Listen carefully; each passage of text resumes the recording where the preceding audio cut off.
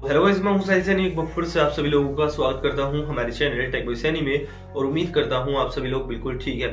So guys, आज का ये जो वीडियो है काफी इन्फॉर्मेटिव होने वाला है क्योंकि आज की इस वीडियो में हम फोन के कुछ फीचर्स जैसे wifi calling, NFC, Dolby Atmos, synchronisation और हाइपरलैप्स जैसे फीचर्स के बारे में बात करने वाले हैं। क्योंकि गाइस इनमें से जैसे कुछ फीचर्स हो गए जो वाईफाई कॉलिंग का है, NFC का है, ये पहले आपको हाई रेंज के स्मार्टफोन में ही देखने को मिलते थे, लेकिन अब ये बजट सेगमेंट में भी आपको देखने को मिल जाते हैं। सो इन फीचर्स का क्या यूज है, कैसे काम करते हैं, कैसे ये आपके डेली लाइफ में हेल्प कर सकते हैं, उस सब के बारे में हम डिस्कस करने वाले हैं। सो गाइस, अगर आप लोग इंटरेस्टेड है तो मेरे साथ इस वीडियो में बने रहिएगा।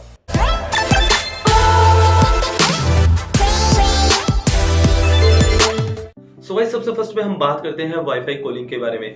गाइस, वाईफाई कॉलिंग का जो फीचर है आपको नोटिफिकेशन शॉर्टकट्स में या फिर फोन की सेटिंग्स में देखने को मिल जाता है। और इसे इनेबल करने के बाद होता क्या है, जैसे मान लीजिए आप डायरेक्टली अपने सिम के थ्रू किसी के पास कॉल करते हैं तो जो ऑडियो का आउटपुट है और इनपुट है आपको बहुत बेहतरीन सुनाई देता है।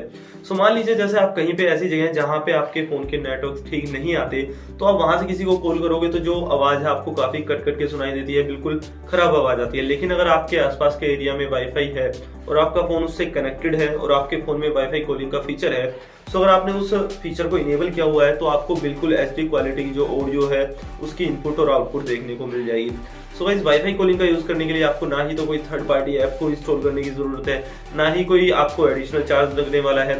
सिर्फ आपको इस फीचर को अपने फोन में से इनेबल करना है और आपका फोन जो है किसी भी वाईफाई नेटवर्क से कनेक्टेड होना चाहिए जिसकी स्पीड अच्छी है। तो आप जब भी डायरेक्टली अपनी सिम के थ्रू किसी के पास कॉल या टेक्स्ट करेंगे तो उसकी बहुत ही बेहतरीन ऑडियो आउटपुट देखने को मिलेगी और जो टेक्स्ट की स्पीड है वो भी काफी फास्ट रहने वाली है। तो इस वाईफाई कॉलिंग का जो फीचर है काफी हेल्पफुल है और मैं पर्सनली भी इसे यूज करता हूँ क्योंकि मेरे घर पे जो है फोन के कम ही नेटवर्क्स आते हैं। सो इस केस में कभी क्या होता है कि घर से बाहर जाके बात करनी होती है या फिर छत पे, लेकिन मेरे घर पे जो है वाईफाई लगा हुआ है। सो मैं वाईफाई कॉलिंग के फीचर को इनेबल कर देता हूं और उसके बाद जब भी मेरे पास कोई कॉल आती है तो मुझे नेटवर्क्स में कोई प्रॉब्लम नहीं आती और ऑडियो का जो आउटपुट और इनपुट है वो मुझे बिल्कुल साफ सुनाई देता है। गाइस, सेकंड नंबर पे हम बात करते हैं डोल्बी एटमॉस की। ये एक टाइप का जो है ऑडियो एनकोडिंग फॉर्मेट होता है और इसे हम फुल फॉर्म में डोल्बी एटमॉस्फेयर कहते हैं। और वैसे ये जो है सराउंड साउंड क्रिएट करने के लिए इस फीचर को यूज किया जाता है। जैसे आपने नोटिस किया होगा जब भी आप थिएटर्स वगैरह में जाते हैं तो वहां पे डोल्बी एटमॉस का आपको इफेक्ट देखने को मिल जाता है।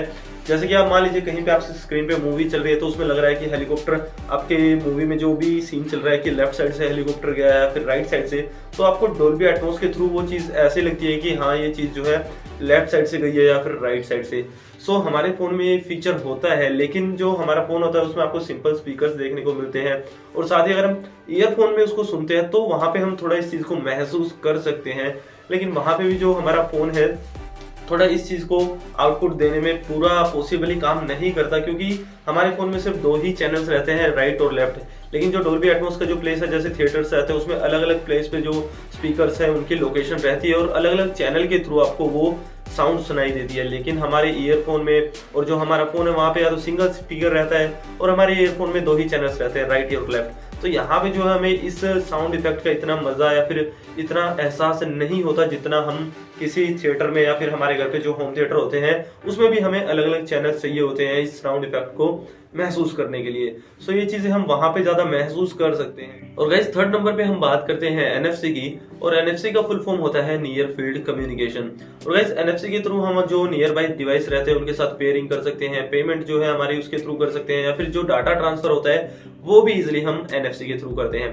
सो जैसे हम पेमेंट करते हैं, सो जो स्वाइपिंग मशीन रहती है वहां पे जो है आजकल ये फीचर आपको NFC का देखने को मिल जाता है और इसके लिए बस आपको अपने फोन में जो आपका डेबिट कार्ड है, क्रेडिट कार्ड है, उसकी इन्फॉर्मेशन फिल करके रखनी होती है और जैसे ही आप अपना डिवाइस उस स्वाइपिंग मशीन के पास ले जाएंगे तो जो आपकी पेमेंट है वो वहां पे कट जाएगी और इसके लिए आपको कोई भी पिन वगैरह एंटर करने की जरूरत नहीं है। और ऐसी डाटा शेयरिंग के लिए जैसे आप अपने डिवाइस को किसी भी दूसरे NFC सपोर्टेड डिवाइस के पास ले जाएंगे तो वहां पे आपको इजिली डाटा शेयरिंग का ऑप्शन देखने को मिल जाएगा। और साथ ही जैसे आप अपने ब्लूटूथ डिवाइस वगैरह के साथ अपने फोन को पेयर करते हैं, सो NFC के थ्रू बस आपको अपने डिवाइस को उस ब्लूटूथ डिवाइस के पास लेके जाना है और वहां पे आपको कोई भी पेयरिंग करने की जरूरत नहीं है, कोई भी पिन वगैरह एंटर करने की जरूरत नहीं है। सो NFC जो है वो भी डे टू डे लाइफ में काफी हेल्पफुल रहता है। और गाइस, फोर्थ नंबर पे हम बात करते हैं सिंक के बारे में, SYNC, जिसकी फुल फॉर्म होती है सिंक्रोनाइजेशन। और गाइस, सिंक्रोनाइजेशन का मतलब होता है कि अपने डाटा को सिंक्रोनाइज करना, यानी कि जो डाटा आपका ऑनलाइन है वो आप अपने फोन में डाल लें और जो आपका डाटा फोन में है वो आपका ऑनलाइन अपलोड हो जाए। सो एग्जांपल देके मैं आप लोगों को समझाऊं, जैसे मान लीजिए आप कभी भी अपनी जीमेल आईडी को पुराने फोन से नए फोन में सेटअप करते हैं तो वहां पे जो आपके कॉन्टेक्ट्स रहते हैं पुराने फोन के, वो नए फोन में आपको जीमेल आईडी डालते ही अपने आप आ जाते हैं। सो ये किस वजह से होता है कि आपने अपनी जो सिंक्रोनाइजेशन है फोन की वो ऑन की हुई होती है जीमेल अकाउंट के साथ, और जो आपके कॉन्टेक्ट हैं वो सिंक्रोनाइज हो जाते हैं। यानी कि आपके जो नए फोन में आपने जीमेल आईडी एंटर करी है वहां पे अगर आपने कोई नया कॉन्टैक्ट सेव किया है तो वो आपकी जीमेल आईडी पे चला जाएगा, और जो आपकी जीमेल आईडी पे कॉन्टैक्ट है वो आपके फोन में आ जाएगा। यानी कि दोनों एक दूसरे के साथ मर्ज हो जाएंगे। और ऐसे ही आपने देखा होगा जब भी आप कोई नई एप्लीकेशन अपने फोन में डालते हैं तो वहां पे आपको सिंक्रोनाइज करने का ऑप्शन मिलता है। सो सिंक्रोनाइज करके आप जैसे अपनी गूगल ड्राइव होती है वहां पे आप अपनी फोटोज वगैरह जो है अपलोड कर सकते हैं। और आप लोगों ने देखा होगा जो आपका व्हाट्सएप अकाउंट है वो भी गूगल ड्राइव के साथ सिंक्रोनाइज रहता है। उससे होता क्या है कि जब भी आप नए फोन में व्हाट्सएप को सेटअप करते हैं तो वहां पे जो भी आपकी ओल्ड चैट है, फोटोज है, वीडियोज है, वो सिंक्रोनाइज के थ्रू आपकी गूगल ड्राइव पे अपलोड हो जाती है। और वहां पे आप जब नए फोन में जाके उसे दोबारा सिंक्रोनाइज करते हैं तो आपका पूरा डाटा जो है आपको बैकअप होके मिल जाता है। और ऐसे ही आप गूगल ड्राइव पे अपनी फोटोज वगैरह जो है, वीडियोस वगैरह अपलोड कर सकते हैं। और गाइस इसका एक फायदा ये है कि जैसे मान लीजिए आपका फोन कहीं पे गुम जाता है या फिर आपको कहीं ऐसी जगह है आप अपने फोन से दूर है और आप अपने फोन का डाटा देखना चाहते हैं, तो आपने अगर आपके जीमेल अकाउंट के साथ गूगल अकाउंट के साथ सिंक्रोनाइजेशन ऑन किया हुआ है तो आप कहीं पे भी किसी भी कंप्यूटर पे या मोबाइल पे अपनी जीमेल अकाउंट को एंटर करके और अपने गूगल ड्राइव पे जो आपने फोटोज अपलोड की हुई है या फिर जीमेल पे जो कॉन्टेक्ट्स वगैरह हैं वो सब आप देख सकते हैं। सो गाइस सिंक्रोनाइजेशन का जो फीचर है काफी हेल्पफुल होता है और इस फीचर को आपको जरूर से यूज करना चाहिए ताकि जब भी आपको इसकी जरूरत पड़े आप इसका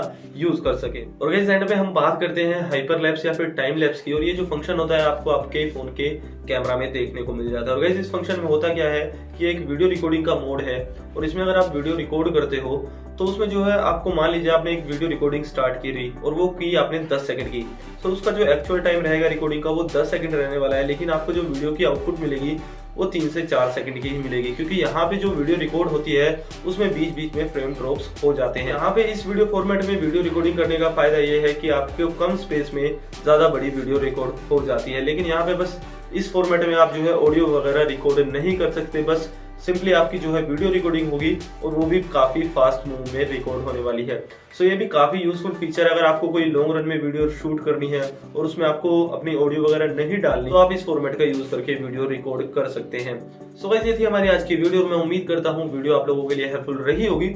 और गाइस अगर आप लोगों को ये वीडियो अच्छी लगी तो एक लाइक तो बनता ही है। साथ में अगर आप लोगों का वीडियो से रिलेटेड कोई डाउट है या फिर आप सजेशन देना चाहते हैं वीडियो को लेकर तो वो नीचे कमेंट बॉक्स में टाइप कर सकते हो। साथ ही अगर आप लोगों ने अभी तक चैनल को सब्सक्राइब नहीं किया है तो जो आपको स्क्रीन पे लोगो दिख रहा है चैनल का वहां से आप चैनल को सब्सक्राइब कर सकते हैं।